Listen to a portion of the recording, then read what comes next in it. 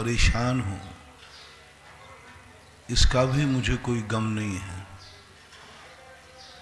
मैं सहन कर लूँगा,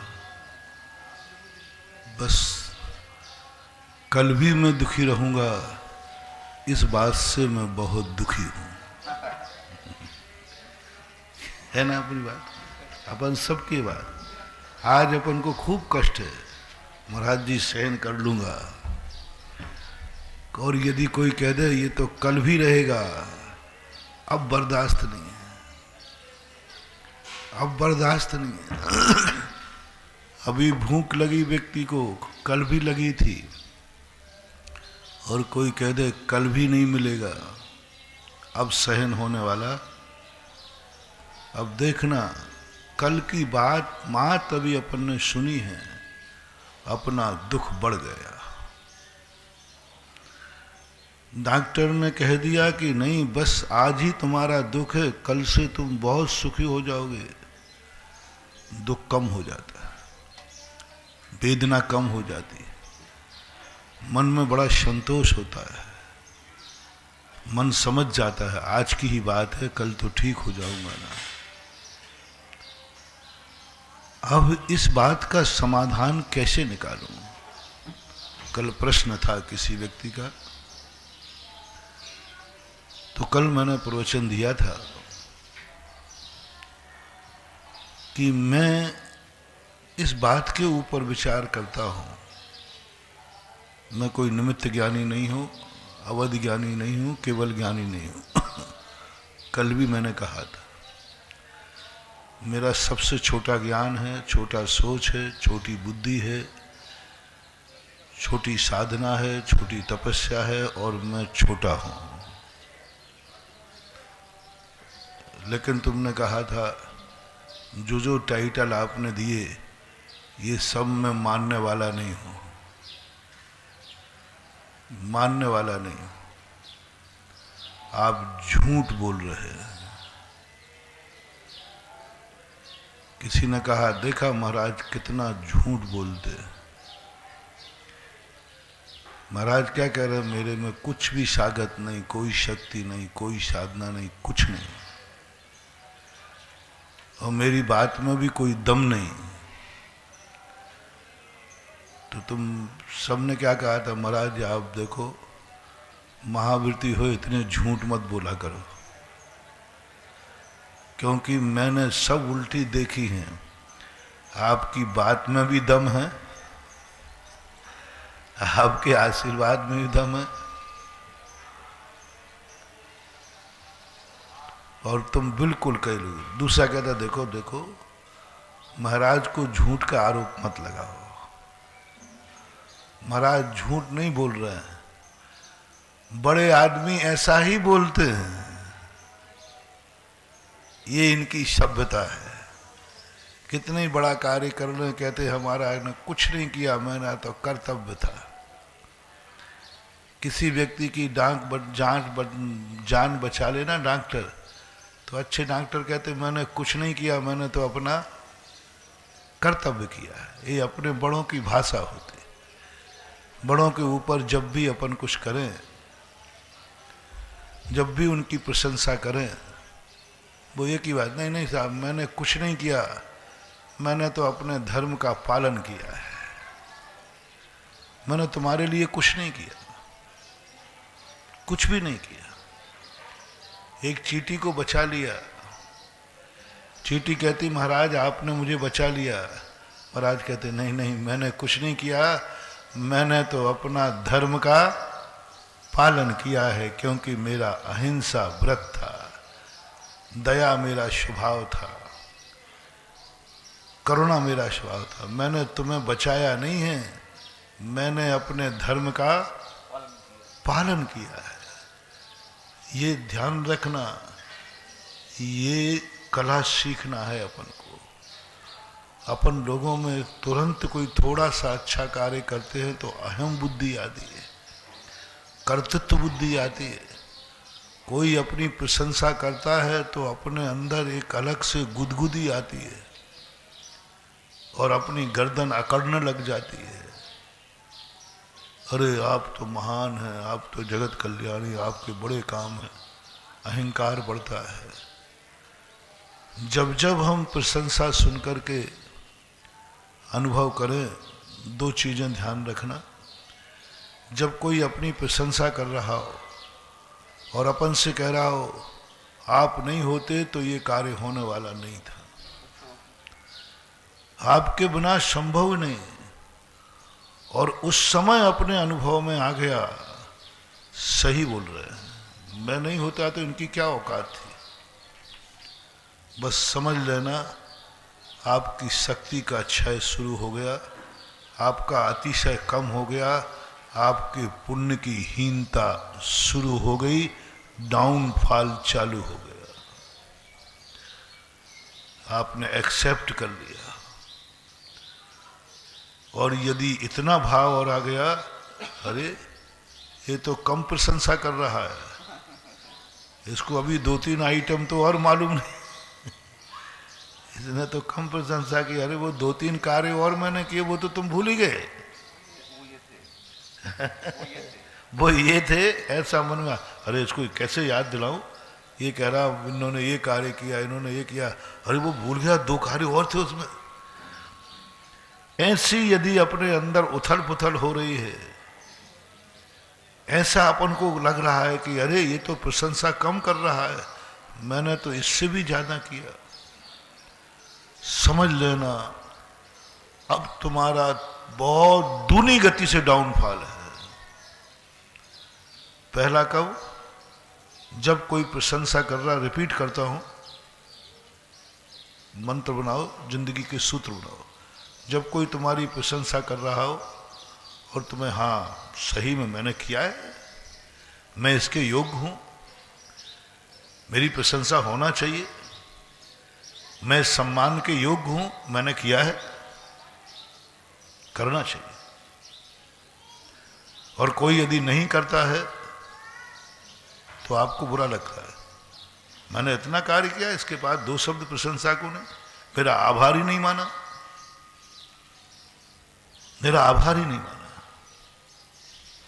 पहली शुरुआत, फर्स्ट टाइम थोड़ा घाटा है, तुमने किया किसी को मालूम नहीं चला, मैंने इतना कार्य कर लिया किसी को मालूम ही नहीं,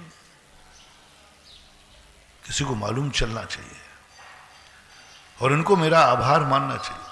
और शुरुआत करो पहले से, और शुरुआत, मैंने कुछ अच्छा किया है, किसी को मालूम चल जाए, दिखाने का भाव आ गया, प्रदर्शन का भाव आ गया, थोड़ा कम घाटा है, पर घाटा है, क्योंकि अपने मन में ये भाव आ गया। दूसरा भाव आ जाए, कोई मेरी प्रशंसा ही नहीं कर रहा, मैं इतनी मेहनत करता हूं, इतना काम करता हूं सारे घर के लिए, कोई मेरा एहसान मानने को तैयार नहीं, कोई मेरी प्रशंसा करने को तैयार नहीं, तो आपका डाउनफॉल डबल हो गया। फिर तीसरी बार डबल हो गया, उसका मल्टी करते जाना, गुणा करते जाना। यदि किसी ने अपनी प्रशंसा की और अपन ने स्वीकार कर ली, बहुत अच्छा है, बहुत बढ़िया है, किया है, हाँ मैंने किया, महाराज जी आपकी प्रशंसा कर रहे हैं, हाँ हाँ मैं नहीं होता तो कुछ होता ही नहीं सकता, हो ही नहीं सकता था, सही प्रशंसा कर रहा है। इसके बाद इसमें डबल घाटा है, इससे दूना घाटा जो अभी मैंने कहा, पूरी प्रशंसा नहीं हुई, कम हुई।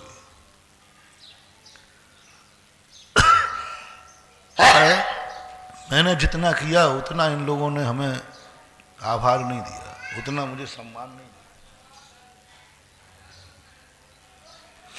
तो समझ लेना चाहिए अब आगे तुमसे वो कार्य तो होगा नहीं, पुण्य तो गया, खत्म हो गया, अब दोबारा उसके लायक तुम नहीं रहोगे, तुम्हारे आशीर्वाद में दम नहीं रहेगी, कुछ नहीं करो। और ये परिणति आ जाए, अब आपका पुण्य बढ़ रहा है, कैसे बढ़ा है, तुम्हारे किए होगा किसी को पता नहीं, मैंने किसी के लिए किया ही नहीं दिखाने को।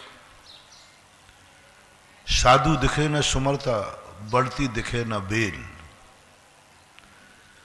सज्जन पुरुष क्या करते हैं, एक नीति है। साधु कब सामाय करता, कब ध्यान करता है, कब भगवान का जाप करता है, कब जगत का कल्याण करता है, ये शक्ति वो कब कमाता है, इसकी किसी को खबर नहीं लगना चाहिए। अच्छा बनिया कब कमाता है, कैसे कमाता है, कहाँ रखता है, ये किसी को पता नहीं चल रहा। होशियार बनिया जो होते हैं वे अपने बेटे को भी सब नहीं बताते, बेटे को भी नहीं बताते। बेटे को जब पता चलता, जब कभी छापा पड़े मेरे बाप के पास इतना था। हाँ, ऐसे केस हुए मैंने देखे।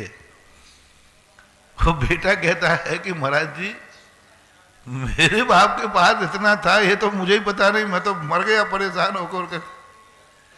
होता है। तो मैंने कहा बेटा ये अच्छे होशियार बनिया के लक्षण, जैनी के नहीं, बनिया के लक्षण। और ये हर जैनी को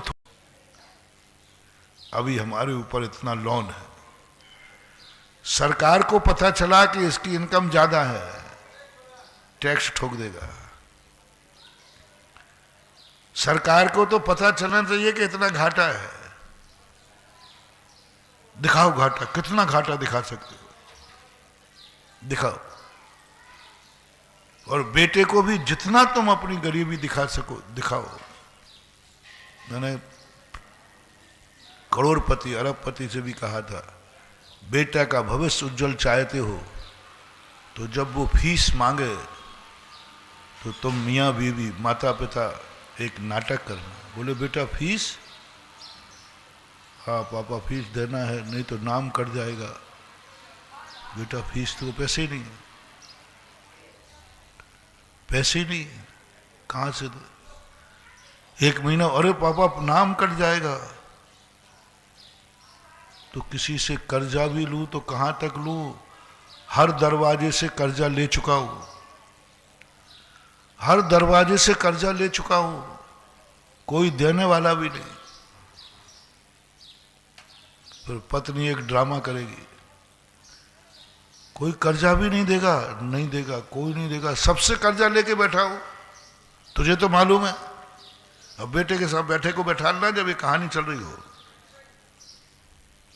18 साल के पहले बेटे को कह रहा हो, जब तक वो पढ़ता है उसको जरूर बैठाना था और खूब जम गए। तुझे तो सब मालूम है किस किस के यहां से कर्जा नहीं हुआ, और कहीं मकान बना था तब का, ये सब सारे कर्जे बखान देना। सावधान रहना बेटा, कहीं कहीं सुनते सुनते सो तो नहीं गया है, उसी को तो सुनाना है कहानी। फिर पत्नी कहती है ऐसा करो, चलो ये कंगन ले जाओ और इसको गिरवी रखाओ। ये कंगन मैंने तुझे बड़ी मुश्किल से बनाए थे, बड़ी मुश्किल से दिए थे, तो क्या करें, बेटे से तो बड़ी कंगन नहीं होते ना, ले जाओ। थोड़े आंसू आ जाए तो थोड़ा सा देख लेना। अमृतांजन हो तो लगा, वो पिक्चर में आंसू आते ना, कोई वो मसाला पता कर लेना, पिक्चर में लगाते वो आंसू, कोई आंसू मांसू नहीं आते वहां। तुम भी ऐसे ही करो। और आंसू आगे, अच्छा ये कंगन ला भाई, लेके जेब में रखना और बाजार चले जाना और घूम करके आ जाना, कहना बेटा माँ के कंगन रखकर ये फीस दे रहा हूँ, दे देना फीस। बेटा देखना समझ जाएगा कि अब जिंदगी मुझे अपने पैर पे खड़ी करना, मेरे बाप के पास तो कुछ नहीं है। वे कंगन थे, वे भी गिरवी चले गए। अगली साल उसके नंबर दूने आएंगे, डेवड़े आएंगे। बेटा खेलते हुए नहीं दिखेगा, पढ़ते हुए दिखेगा, क्योंकि वो जानता है कि मुझे खुद की जिंदगी खुद बनाना है, खुद बनाना है। बना लेगा। बड़े आदमियों के बच्चे पढ़ते नहीं, वो दोस्तों से कहते हैं यार क्या पढ़ के करूं, दूसरों के यहां नौकरी करूंगा पढ़ के, मेरे यहां खुद नौकर लगे, मेरे यहां खुद नौकर लगे। मेरे बाप के पास इतनी संपत्ति, इतने माल गुजारी, जितने बड़े आदमियों के बच्चे होते सब बाद में अय्यास हो जाते, पढ़ते लिखते कुछ है ही नहीं, कि उनको सब वैभव दिख रहा है। ये नहीं थी। जब वो बड़ा हो जाए, जैसे ही वो संभालने लग जाए, सारा हिसाब एक एक चीज निकालना, बोले पापा ये क्या मामला है, ये कंगन कहां से वापस आ गए? बोले कहीं नहीं थे, ये मेरे गुरुजी के बैंक में थे, उन्होंने प्रवचन ये सब तेरे विकास के लिए था, ये पकड़ तेरी सारी संपत्ति, मैं फ्री होता हूं। एक दूसरा तरीका, जब अच्छा पिता होता है वो कुछ ना कुछ पूंजी ऐसी रखता है जो किसी को पता नहीं होती। अभी विश्व की सारी आर्थिक व्यवस्थाएं बिगड़ी थी, भारत की नहीं बिगड़ी, क्योंकि भारत के घर में सारे विश्व की व्यवस्थाएं डगमगा गई। मनमोहन सिंह थे उस समय, भारत की अर्थव्यवस्था नहीं डगमगाई, क्योंकि भारत में हर घर में एक चोर रहता है। भारत की अर्थव्यवस्था नहीं डगमगाई क्योंकि हर घर में चोर रहता है। हां, पेपर में पढ़ा मैंने कि भारत की कोई अर्थव्यवस्था नहीं डगमगाई क्योंकि हर घर में एक चोर रहता है जिसकी FIR नहीं लिखाई जाती, जिसको आप रोक भी नहीं सकते, और आपके पैसे गायब होते हैं। समझ गए होंगे, सबके हुए हैं। महावीर आपके भी हुए, मैं पूछ लूंगा कौन से कोठड़ी वाले बैठे, जिसका नाम है श्रीमती,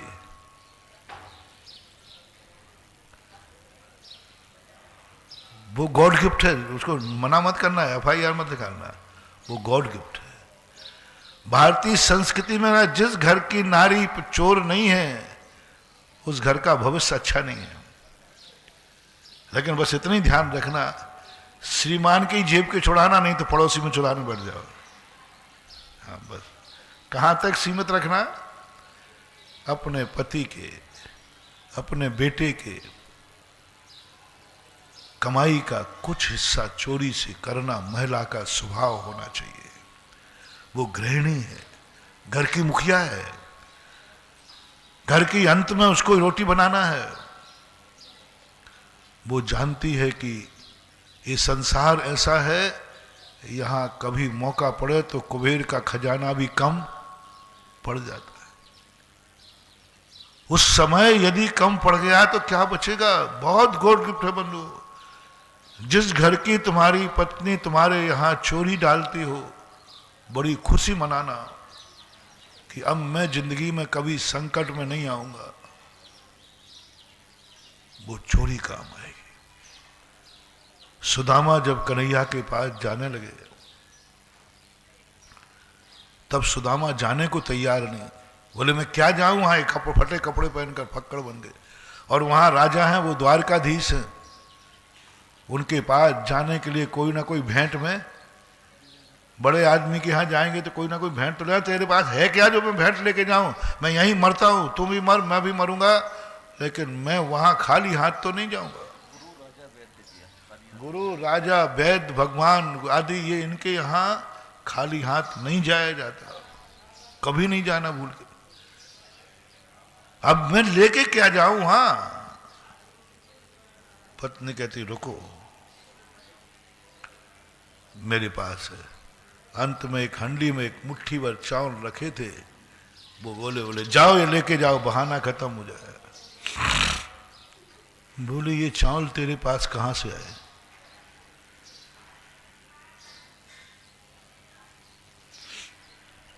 ये चावल कहां से आए?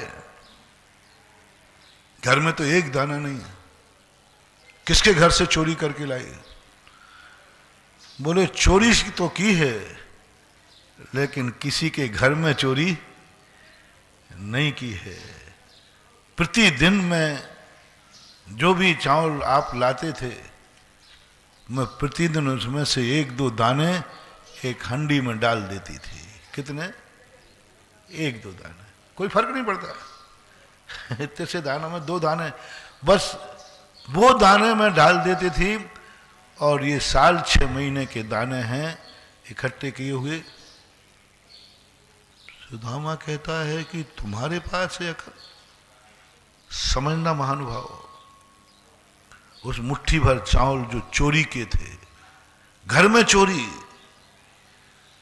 दूसरे के यहां चोरी करना पाप है और घर में चोरी करना पाप नहीं है। ये व्यवस्था है, चमत्कार है, अतिशय, अतिशय बहुत बड़ा देश। और वे मुट्ठी भर चावल लेकर के कृष्ण के पास सुदामा गए। बोलो क्या चमत्कार हुआ। आज तक कथाएं लिखी हैं, कन्हैया ने वे चावल ऐसे खाए जैसे वो जन्म जन्म के भूखे हों। 56 भोग रखे थे, द्वारकाधीश नारायण थे, उनके यहां भोजन की, लेकिन वे कच्चे चावल ऐसे खा रहे जैसे कि कोई अमृत हो, खीर हो। सारी सभा देख के दंग रह गई कि कन्हैया इज्जत समझो, आप सूखे चावल खा रहे द्वारकाधीश होकर। बोले हे सज्जनों, हे सभासदों, मैंने 56 भोग खाए, हजारों व्यंजन खाए, लेकिन जो स्वाद इन चावलों में है वो चावलों में कहीं नहीं। प्रसिद्ध हो गए, प्रसिद्ध हो गए।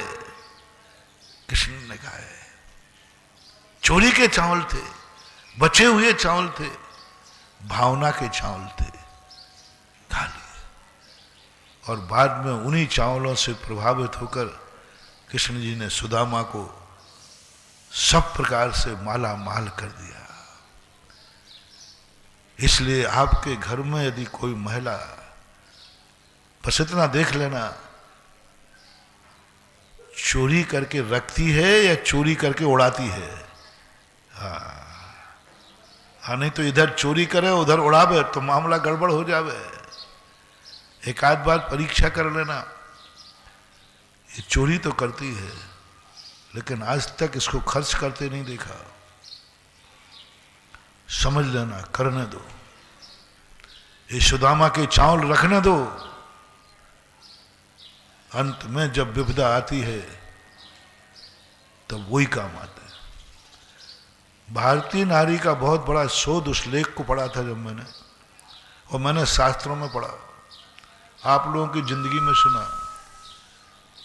ये नारियां जो आभूषण पहनती हैं,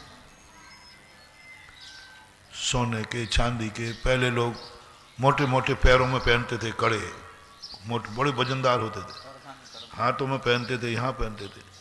तो मैं सोचता था कि ये सब चीजें क्यों पहनते हैं, क्या मतलब, क्यों महिलाएं जिद करती हैं। थोड़ा सा तुम्हारे पास पैसा देखा नहीं, उन्होंने जिद किया मुझे आभूषण बनवाओ, मुझे ये बनाओ। ये नारियों का नेचर है। तुम्हारे पास 2 पैसा देखा नहीं और उन्होंने कोई ना कोई मांग रखी नहीं, मुझे सोने के कंगन चाहिए, मुझे चांदी चाहिए, ये सब होता है। तो मैं सोचता था कि ये नारियों की बड़ी बुरी आदत है, गंदी आदत है, परिग्रह के प्रति, अपने शरीर को ब्यूटीफुल, सुंदर बनाने के लिए ये सब करती होंगी। मैं इसको बहुत बुरा कहता था, ये अच्छी चीज नहीं। लेकिन उस समय जो लेख पढ़ा मैंने, भारतीय नारी का लेख, जो सारा विश्व संकट में था, भारत का अर्थ संकट नहीं आया। अर्थशास्त्र का लेख था। 2 कारण से। हर घर में जो महिलाओं ने जिंदगी भर चोरी की थी, तुमसे छुपा छुपा के पैसे रखे थे, जब उसने अपने पति बेटे को आंख में आंसू देखा, किम कर्तव्य मूड हो गए, कर्जा में चले गए, सुसाइड करने का मन करने लगे, तब कहा घबराओ मत, वो गुड़ी किए हुए नोट होते ना, ये ले जाओ। और उन्होंने जब परिवार पर बेटे को या पति पे संकट आता है, अंत में महल आप आभूषण उतार। कितने लोग महिलाओं के आभूषणों से दिवालिया होने से बच गए, कितने लोग बर्बाद होने से बचे, किस कारण से? मात महिलाओं के पास सोना चांदी था, वो साके रख दिया, ये पकड़ो, ये पकड़ो, और लोगों ने बेच करके अमीर हुए, पुनः स्थिति बनाई। तो ये एक गुण होता है, इसको दुर्गुण नहीं मानना। अपना प्रसंग दूसरा चल रहा था।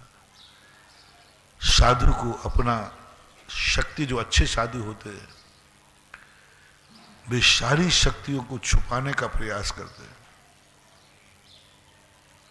उनका आप पता नहीं कर पाओगे ये इतनी शक्ति लाते कहां से। तुम उनके कार्य देखोगे तो आश्चर्यचकित रह जाओगे। ऐसी साधना, ऐसा कार्य, ऐसा टेढ़ी खीर, असंभव को संभव बना लेते हैं। क्या है इनके पास? बाहर से कछु दिखे नाही, अंदर चमके बाकी नूर, मैं तो उन्हीं चरणों का दास हूं। भक्त से पूछा तेरे गुरु कैसे है, तेरे गुरु कैसे है? बोले बाहर से कछु दिखे नहीं, अंदर क्या है? बाहर से तो फक्कड़ हैं मेरे गुरु, कुछ भी नहीं है उनके पास, कुछ भी नहीं, पहनने को कपड़ा नहीं, चलने को गाड़ी नहीं, पैसा नहीं, बैंक नहीं, बैलेंस नहीं, ना गाड़ी है ना पछाड़ी है, कुछ भी नहीं है उनके पास। बाहर से देखोगे, बाहर से देखोगे मेरे गुरु को तो गम ही गम नजर आएंगे, लेकिन जरा अंदर तो झांको, सरगम लहराएंगे। बाहर से देखो मुनि महाराज को क्या है, कुछ नहीं, अंदर देखो सागर लहरा रहा है संगीत का, आनंद का। बाहर से सब व्यक्ति, एक दिन मैंने पूरा विश्लेषण किया था मुनि महाराज का, बाहर से साधु की हर चर्या कष्टमय है, कष्ट ही कष्ट है। बाहर से देखोगे, पूरी चर्या देख लो कष्टमय होती, लेकिन अंदर से देखो आनंद का सागर लहराता है। सो इंद्र नाग नरेंद्र वा अहमेंद्र के ना ही कहो। बाहर की दशा है फक्कड़ की, और अंदर के आनंद की बात है ऐसी कि जो इंद्र नाग नरेंद्र के भी वो आनंद नहीं है जो मुनिराज के अंदर उमड़ता है, लहराता है। कौन सी तरकीब है ऐसी, कौन सा स्रोत है जो उनको आनंद आ रहा है, दुख में भी, गर्मी में भी, सर्दी में भी।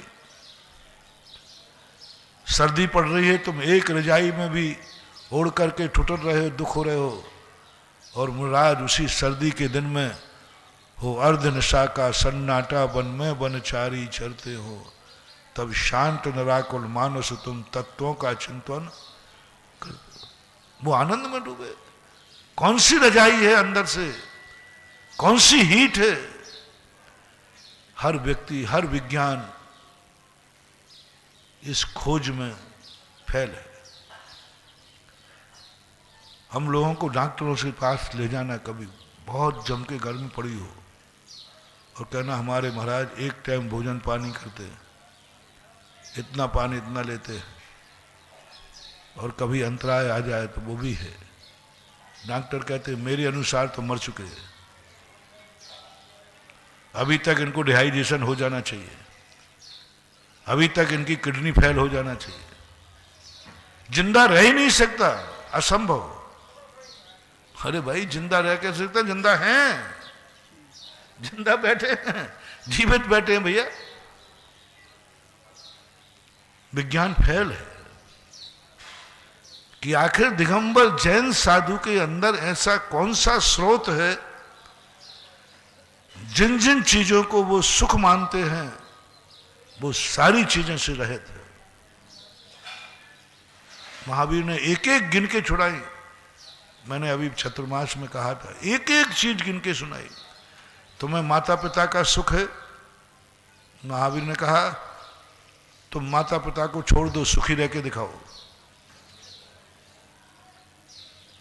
माता पिता के बिना सुखी रह के दिखाओ, क्योंकि संसार कहता है मम्मी पापा हैं तो सुख है, आनंद है। दिखाओ इनको कि बिना उनके भी, माता पिता के भी सुख है। उन्होंने कहा पत्नी के बिना सुख है, सुख नहीं है, पत्नी मर जाए रो पड़ो। उन्होंने कहा तुम बिना स्त्री के रह के दिखाओ, संयम धारण करो। परिवार के बिना सुख नहीं, बेटा बेटी नहीं। तो महावीर ने कहा तो पूरा परिवार छोड़ के दिखा, मुस्कुरा के दिखाना। क्या महावीर ने सूत्र दिए। तुम बिना मकान के, तुम्हारे यहां मकान नहीं है। महावीर ने कहा हे श्रमण, तू बिना मकान के सुखी होके दिखा। कपड़ों के बिना सुखी नहीं है। उन्होंने कहा तू कपड़े फेंक दे, सुखी होके दिखा। धन के बिना सुख नहीं है। उन्होंने कहा तू धन फेंक दे, सुखी होके दिखा।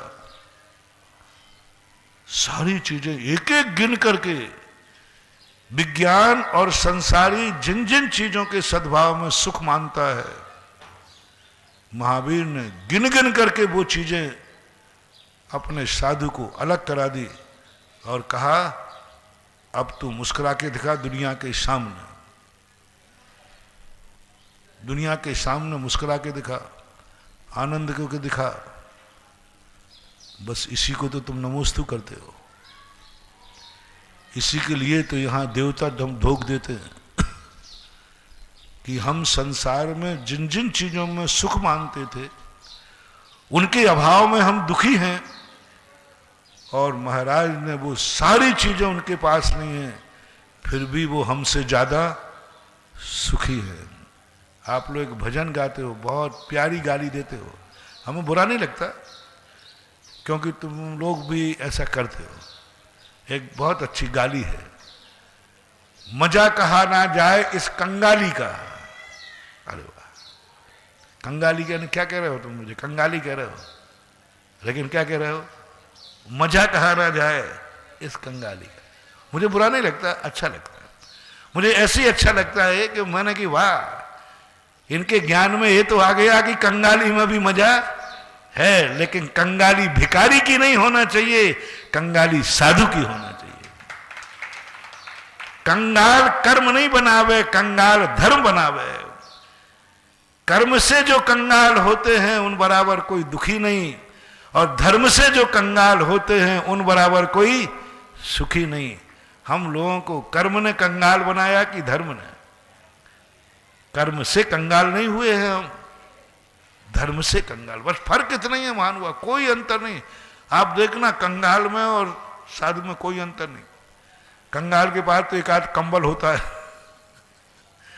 भिखारी कम से कम खाने नहीं मिले 2-3 बार पानी तो पी लेता है। साधु की हालत तो कंगाल से भी गई बीती है, भिखारी से भी गई बीती है। लेकिन बस फायदा एक है कि धर्म से जो कंगाल होते हैं उनका मजा कहाँ नहीं है। जब ये भजन में सुनता हूं, मुझे बुराई अच्छी बिल्कुल नहीं लगता। आप लोग भी एक गाली सुनते हो, गालियां सबको बुरी लगती है, लेकिन एक गाली आपको बुरी नहीं लगती। हमने सुना है ऐसा, जब आप कहीं नए नए ब्याई जी बयान जी बनती ना ससुराल वगैरह में, वहां बयान जी एक गाली गाती है। आजकल तो गाती नहीं, पहले गाती थी। समधी की मूछ जैसे कुत्ता की पूंछ, गांव में गाते थे। अब एक गाली है कि नहीं? और समधी ब्याई जी इतने खुश होते थे, बयान जी को 100 का नोट, हाँ ये कुछ बात कही। अरे मैंने कही गाली सुनने में भी, लेकिन किसकी गाली? दुश्मन की नहीं। दुश्मन कह दे कि तेरी पूंछ कुत्ता की पूंछ के समान है तो झगड़ा कर ले वे, लेकिन ये किसने कहा है? बयान जी ने कहा। सगुन मानते थे, तभी तो उसको निछावर देते थे, सगुन मानते थे। तो ऐसे ही तुम धर्म में कहते हो कंगाली मजा कहा ना जाए, सही बात है मानवा, इसलिए मैं कह रहा हूं कभी कंगाल हो तो धर्म से होना। कर्म ने तो ना जाने हमें कितने बार कंगाल किया है, कर्म ने तो हमारी तिजोरी कितने बार खाली की है। कर्म ने कभी बुरी आदतों ने, किसी की बाप ने खाली की है, बाप में कोई बुरी आदत है, व्यसन है, ऐसे परिवार के लोग देखे जिनके बाप व्यसनी है, जुआड़ी है, इतने कंगाल कर देते हैं कि बच्चों को पढ़ाने की फीस भी नहीं होती, उनके तन पे कपड़े नहीं होते, बाप व्यसनी है, कंगाली हो गए, व्यसन है, बुरी आदत है। आप गरीब बस्तियों में देखो, उनको बच्चे को पढ़ाने को पैसे नहीं है, लेकिन शराब का पौआ लगाने के मजदूरों को देते हैं अपन।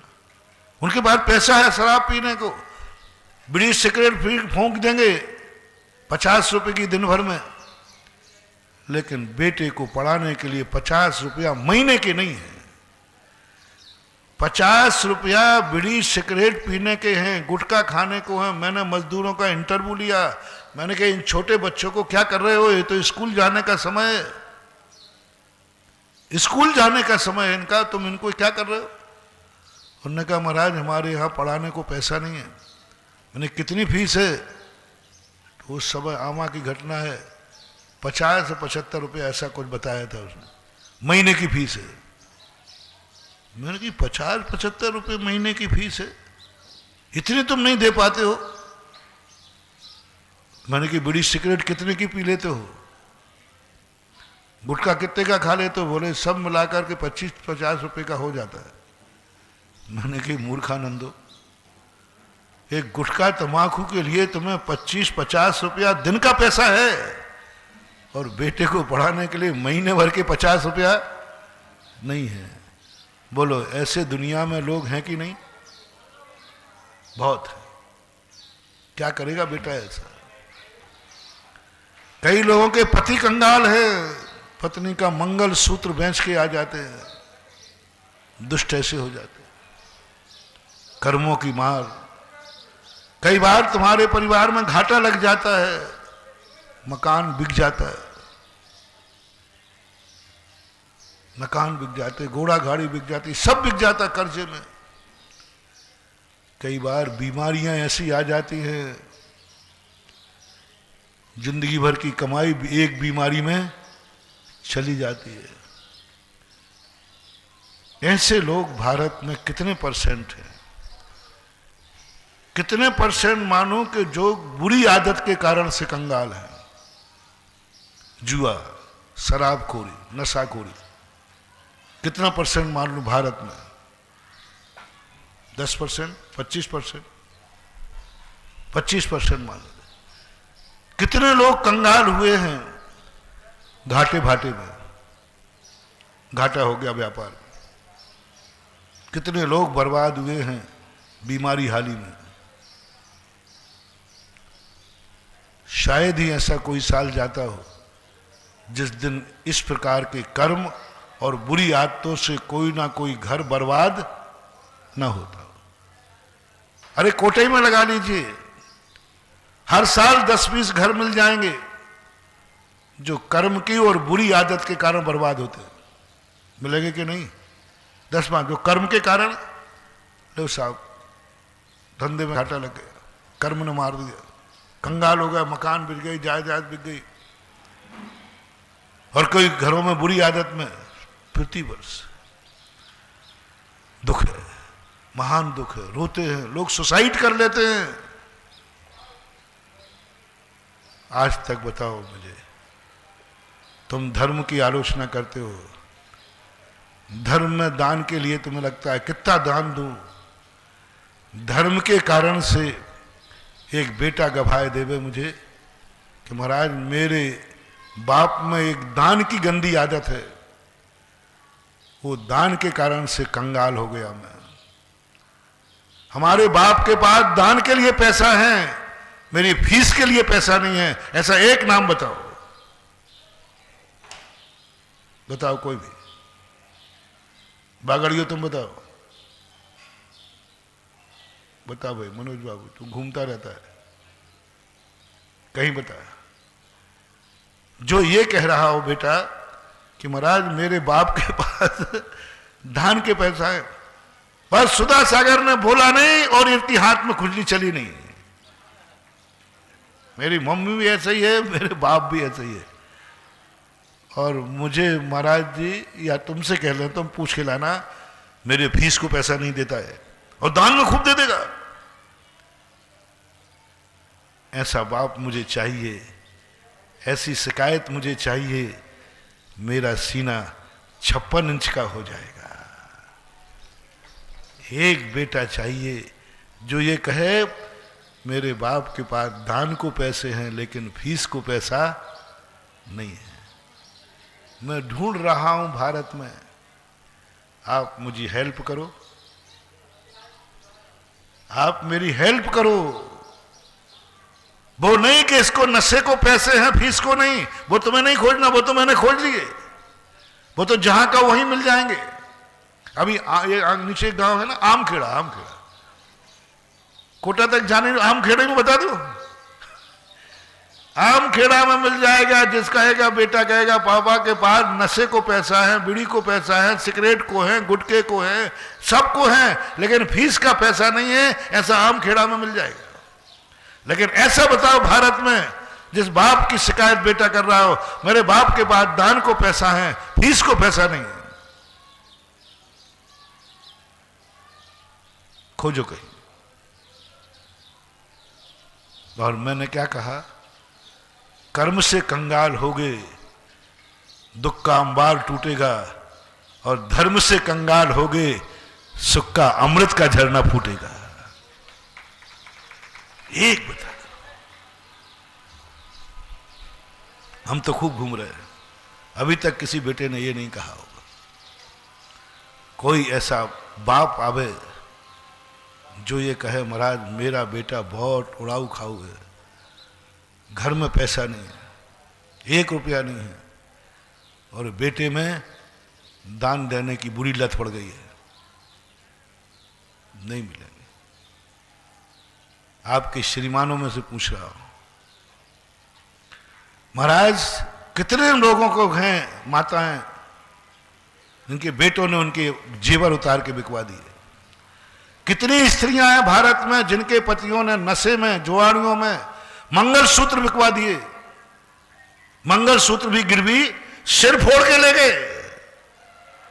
नशेड़े होते ना, सिर फोड़ के अपनी पत्नी का क्या खींच ले जाते हैं, मंगल।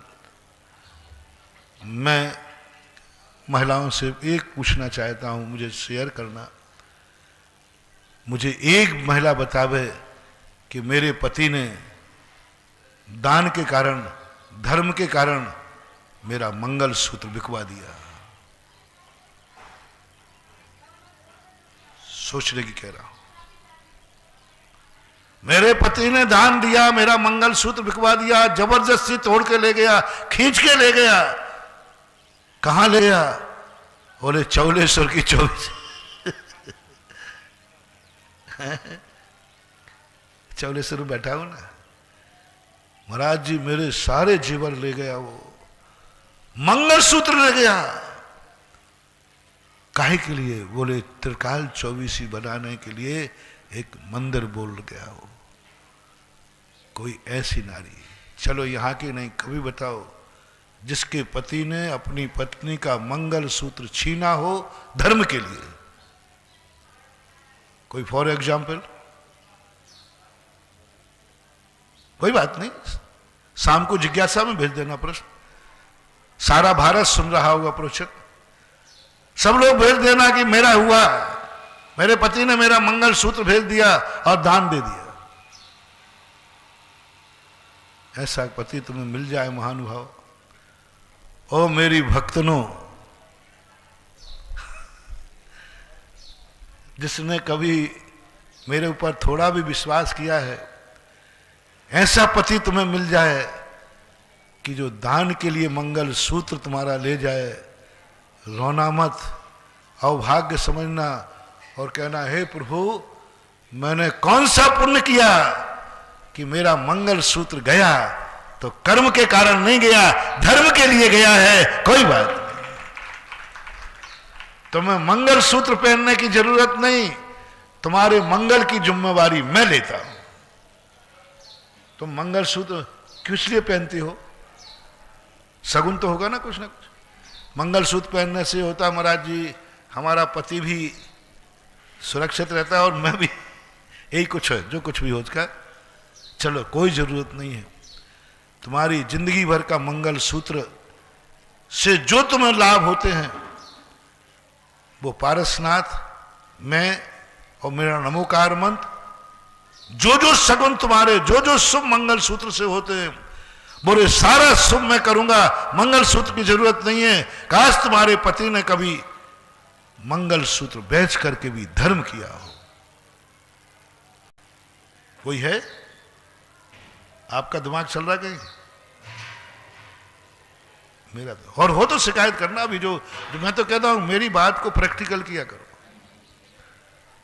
इस कलयुग में ऐसा कोई व्यक्ति मुझे मिल जाए, ऐसा पति मिल जाए, ऐसा आपको मिल जाए, तो मैंने कहा ना, मैं ऐसे व्यक्ति को आशीर्वाद देकर अपने आशीर्वाद को धन्य समझूंगा कि आज ये धर्म के कारण कंगाल हुआ। किसने मकान बेच करके फुटपाथ पे आया? धर्म के कारण। महाराज जी ये दान के कारण फुटपाथ पे आया है। कर्म की मार से तो दुनिया फुटपाथ पे आई, बुरी आदतों से तो दुनिया फुटपाथ पे आई। हमने एक रात के महलों के राजा, गलियों के राजा बनते हुए देखा है।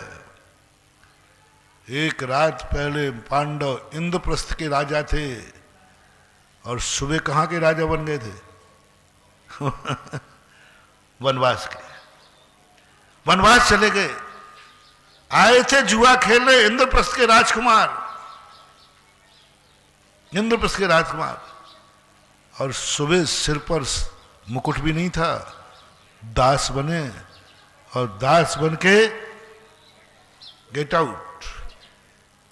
एक रात के अंदर एक बुरी लत ने, एक बुरी आदत ने। मुझे एक व्यक्ति बताओ जिसने धर्म के कारण और दान के कारण से वनवास जाना पड़ा। सब दान दे दिया, करें क्या? किसको दिवालिया? दान के कारण दिवालिया कौन हुआ? दान के कारण मकान कुड़की किसका हुआ? दान के कारण संपत्ति किसकी बिकी? कोई एक नाम बताओ दुनिया के अंदर। और कर्म की मार से क्या क्या नहीं हुआ वो मैंने सब कुछ बता दिया। महानुभाव, एक बार भावना भाव, महिलाएं भाई, कभी मेरी जिंदगी में मुझे कंगाल मेरा पति दान के कारण करे, धर्म के कारण करे। कभी मेरा बाप मुझे कुछ नहीं देवे, कंगाल कर देवे और कहे बेटा अब मेरे पास तेरे को पढ़ाने के लिए पैसा नहीं है। बोले पापा कहाँ गए? मैं तो देशनोदय 44 चीज क्षेत्र में दे आया सब।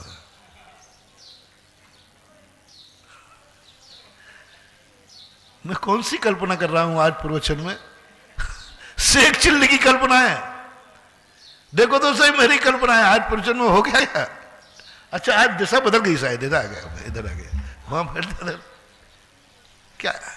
एक बेटा आके कहे कि पापा ने कह दिया बेटा मेरे पास फीस का पैसा कुछ भी नहीं है, और जुआरी नशेड़े वाले कह रहे मेरे पास पैसा नहीं। बोले कहां गए? बोले मैंने तो पी लिया, खा लिया, जुआ पे लगा दिया। लेकिन एक दानी बता जो कहे कि नहीं मेरे पास कोई पैसा नहीं, मैं 44 में बोल के आ गया 24 का। बेटो यदि तुम्हारा बाप ये शब्द कभी बोल देवे, तुम अपने आप को अभाग्य समझना। तुम कहना हे भगवान मैंने जन्म जन्म से कौन से पुण्य किए कि आज बाप के पास पैसा नहीं है फीस को, क्योंकि दान के कारण पैसा नहीं है। मैं बिना पढ़ लिख करके रह जाऊंगा, मेरा नाम कटे तो 100 बार कट जाए। कर्म की मार से कितने बच्चे बिना पढ़े लिखे रह रहे हैं, फीस नहीं भरी, नाम कट गया। बोले बाप शराबी था, स्पेक्सी था। कितने बच्चे बिना पढ़े रह गए, कितने बच्चों के नाम कट गए। एक बच्चे का नाम बताओ जिसका धर्म के दान के कारण से उसका स्कूल से नाम कट गया और वो बिना पढ़ा। उस बच्चे को मैं कह रहा हूं अवभाग माना, महाराज मैं दुनिया का है, बोले मैं बिना पढ़ा रह जाऊंगा, कोई जरूरत नहीं, क्योंकि मेरे पापा ने सारा पैसा दान में दे दिया। चिंता मत कर रहे, इसी दिन के लिए, ऐसे बालकों के लिए ही मेरा ये आशीर्वाद सुरक्षित है। चिंता मत करना बेटा, वो आशीर्वाद दूंगा बिना पढ़े ही। पढ़ करके तो नौकर बनता, और बिना पढ़े तू सेठ बनेगा, तेरे यहां नौकरी करेंगे लोग। ये जो बड़े बड़े सेठ हैं, इनके यहां अच्छे अच्छे सीए, चार्टर अकाउंटेंट क्या कर रहे हैं? नौकरी कर रहे हैं। बड़े बड़े इंजीनियर। सेठ जी कौन से पढ़े हैं? चौथी पास, 8वीं फेल, मैट्रिक फेल, ऐसे फेल है, और उनके यहां नौकर सीए लगे। पढ़ लिख करके जिन्होंने सीए किए, अकाउंटेंट, चार्टर अकाउंटेंट पढ़ के मर गए, पढ़ करके बैंकिंग, पढ़ के इंजीनियर कर करके बढ़े और सब बने। और वो सेठ कौन है? ये पढ़े लिखे नौकर हैं जिनके यहां कुछ नहीं बंद हो। उसने बेटे ने इतना ही किया होगा, कभी बाप ने कोई दान में दान दे दिया होगा, बेटे ने कहा होगा पापा मुझे गाड़ी चाहिए। बोले बेटा इस साल तो नहीं ला पाऊंगा। बोले क्यों? बोले इस साल तो मैंने अपनी कमाई दान में दे दी, बेटा इस साल तो नहीं ला पाऊंगा। पापा मेरा का पत्नी ने कहा होगा कि मेरे इस बार मेरा मन है कि मुझे सोने का आभूषण बना दो मेरे जन्मदिन पर। पति ने कहा होगा इस साल तो नहीं बना पाऊंगा, इस साल तो मैं 24 ही बोल दी। किसी कारण मकान बनाना होगा, इस साल तो मकान नहीं बनेगा क्योंकि मैंने दान दे दिया। तो तुम्हारे बेटे ने, तुम्हारी पत्नी ने, तुम्हारी माँ ने कहा होगा कोई बात नहीं पापा, खुशी, कोई बात नहीं, एक साल हम बिना गाड़ी के ले लेंगे, बिना मकान के ले लेंगे, बिना जेवर के रह लेंगे। कोई पाप में तो नहीं दिया ना? धर्म के कारण से ही मेरा अभाव हो रहा है, धर्म के कारण से मेरी पढ़ाई छूट गई है, कोई बात नहीं।